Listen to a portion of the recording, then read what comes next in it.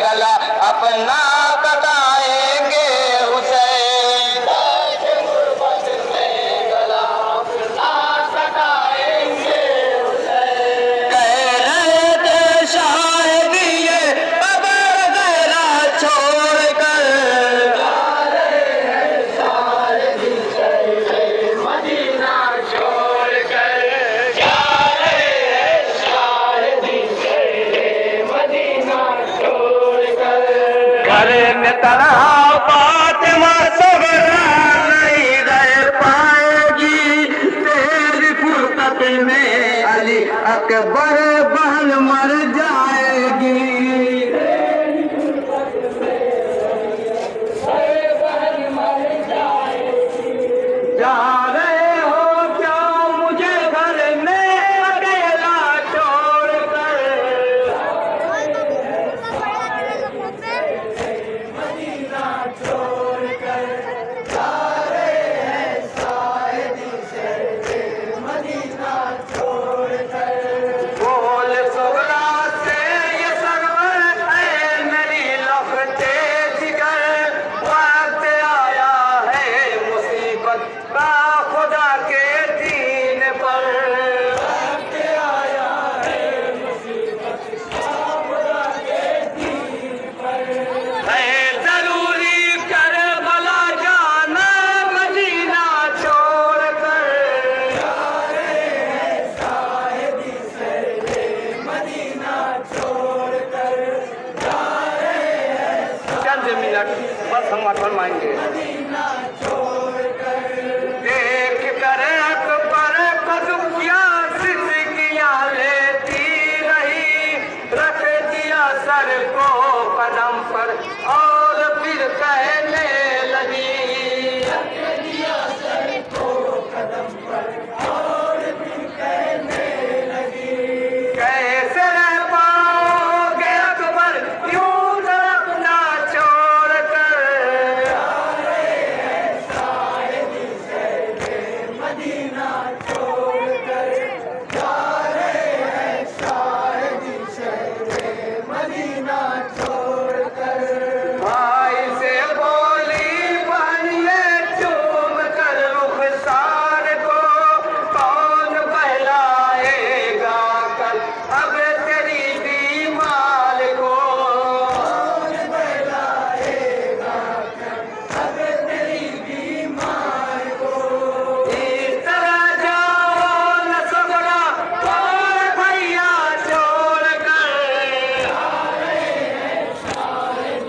شہر مدینہ چھوڑ کر، جا رہے ہیں شاید شہر مدینہ چھوڑ کر، زینب و کلثوم نے رو کر یہ صغرا سے کہا، کربلا سے آئے گا لے کے تجھے بھائی تیرا، کربلا سے آئے گا لے کے تجھے بھائی تیرا، رہ نہیں سکتا برادر تم کو تنہا چھوڑ کر، جا رہے ہیں شاید شہر مدینہ چھوڑ کر، جا رہے ہیں شاید شہر مدینہ چھوڑ کر، کربلا جانے کی فیروز عباس صاحب قبلہ امام جمعہ و جماعت شیعہ جامع مسجد مبارک پور کی خدمت میں جو تشریف لائیں، سفر غربت حضرت امام حسین علیہ السلام بیان فرمائے۔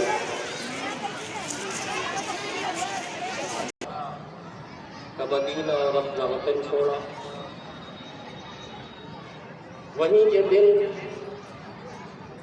ہمیں اور آپ کو اس بات کی طرف بھی متوجہ کرتا ہے کہ ہم اس چیز کی طرف متوجہ ہوں جن چیزوں کی بنیاد پہ حسین نے اپنے عزیز وطن کو چھوڑا اور کربلا کے سرزمین پہ جا کے اپنی اور اپنے اہل و عیال کی قربانی پیش کی۔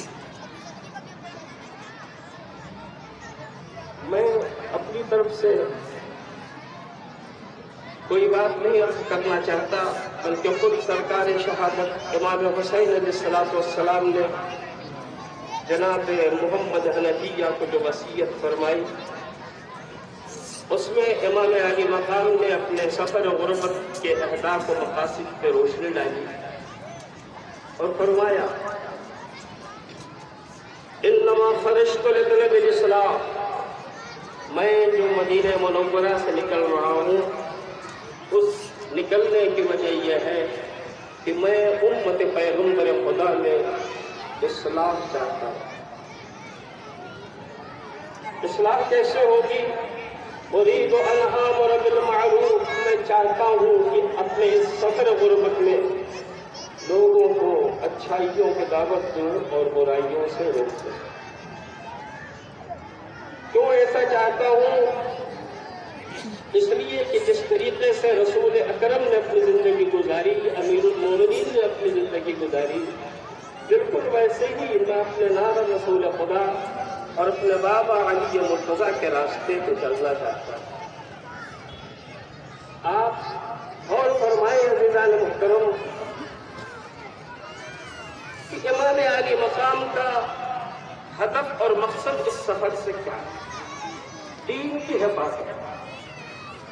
بظاہر ایک چھوٹا سا واقعہ رونما ہوا، امام علی مقام کو ولید ابن عتبہ نے اپنے دربار میں بلایا۔ جو ہی بلایا امام اس بات کو محسوس کر گئے کہ کس لیے بلایا جا رہا ہے۔ وہاں کچھ لوگ جو امام کے پاس بیٹھے تھے، انہوں نے جب امام سے سوال کیا کہ مولا آپ کو بلانے کا مطلب کیا؟ کہ مجھے لگتا ہے امیر شام کا انتقال ہو گیا ہے، یزید حکومت پہ آیا ہے اور مجھ سے سوال بیعت کیا جائے۔ یہ ولید کے دربار میں جانے سے پہلے امام ان لوگوں سے کہہ رہے ہیں جنہوں نے امام علی مقام سے سوال کیا۔ پھر اس کی تفصیلی داستان ہے، سو بالکل موقع نہیں ہے کہ ان داستانوں کو آپ کی خدمت میں پیش کروں۔ خلاصہ کلام یہ کہ جب امام علی مقام دربار ولید میں گئے ہیں اور امام کے سامنے مسئلہ رکھا گیا ہے، تو امام نے ولید سے کہا، 4 لوگوں سے کہا گیا تھا بیعت لینے کے لیے، سرکار شہادت حسین بن علی، عبد الرحمن ابن ابی بکر، عبداللہ ابن زبیر اور عبداللہ ابن عمر۔ ولید سے جو کہا گیا تھا ان 4 لوگوں سے بیعت لے لو، اگر یہ بیعت سے انکار کرے تو ان کا سر کاٹ کے ہمارے پاس دے۔ ان میں سے کوئی وہاں گیا نہیں، سبھی نے اپنے اپنے راستے اختیار کیے اور انہوں نے مدینہ چھوڑا، کیا کوئی دوسرا راستہ اختیار ہے؟ لیکن امام رات کے اندھیرے میں یزید کی بیعت کرا، اس لیے رات کو جانے دے، کل کا دن آنے دے، اور کل کے دن جو ہے میں اپنے فیصلے سے تجھے آگاہ کر دوں گا۔ عزیزان گرامی، امام علی مقام وہاں سے تشریف لاتے اور پھر گھر میں اہل حرم کو خبر کرتے ہیں، رسول اللہ کے روزے پہ جاتے ہیں۔ رات سے لے کے اس وقت تک ساری باتیں آپ سن چکے ہوں گے اور پہلے بھی سن چکے ہوں گے، اور پھر امام سفر کے لیے آمادہ ہوتے ہیں 28 رجب کو دن میں یا 29ویں رجب کی رات میں امام علیہ السلام سفر کے لیے روانہ ہوتے ہیں۔ اس ملاقات اور اس سفر کے درمیان مروان جو ہے جناب امام حسین علیہ السلام، ولید جو ہے امام حسین سے اتفاق راستے میں ملاقات کرتا ہے اور وہ کہتا ہے کہ میں آپ کو نصیحت کرتا ہوں، اسی میں دنیا و آخرت کی بھلائی ہے کہ آپ یزید کی بیعت کر لیں۔ امام علی مقام فرماتے ہیں مثلی لا یبایع مثلا، مجھ جیسا اس جیسے کی بیعت نہیں کر سکتا۔ اور پھر امام علیہ السلام فرماتے ہیں کہ جانتا ہے یزید شارب خمر ہے، شراب پیتا ہے، یزید نفس محترمہ کا قتل کرتا ہے. یزید معلن بالفسق ہے، فسق و فجور علانیہ کرتا ہے. اگر میں اس کی بیعت کروں تو اسلام کو میں آخری سلام کرتا ہوں. وقت آئے کہ جب میں بتاؤں گا کہ یزید زیادہ بیعت کے لائق ہے یا میں اس لائق ہوں کہ میری بیعت کی جائے. امام علیہ السلام نے انکار بیعت کیا اور انکار بیعت کی وجہ سے امام علی مقام کو اپنے نانا کا مدینہ چھوڑنا پڑا.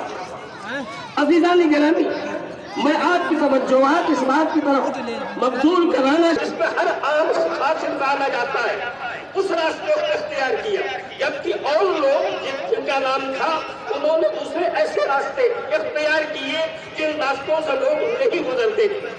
امام علی مقام اکیلے نہیں گئے ہیں، امام کے ساتھ مخدرات عصمت و طہارت ہے، امام کے ساتھ اصحاب ہے، امام کے ساتھ 250 اونٹ ہے اور 250 ناقے ہیں. افراد کم ہے مگر سامان سفر اتنا زیادہ ہے کہ اس کی بھی تفصیل تاریخ میں لکھی ہوئی ہے کہ 50 میں یہ لگا تھا اور 30 میں یہ لگا تھا اور 40 میں یہ لگا تھا وغیرہ وغیرہ.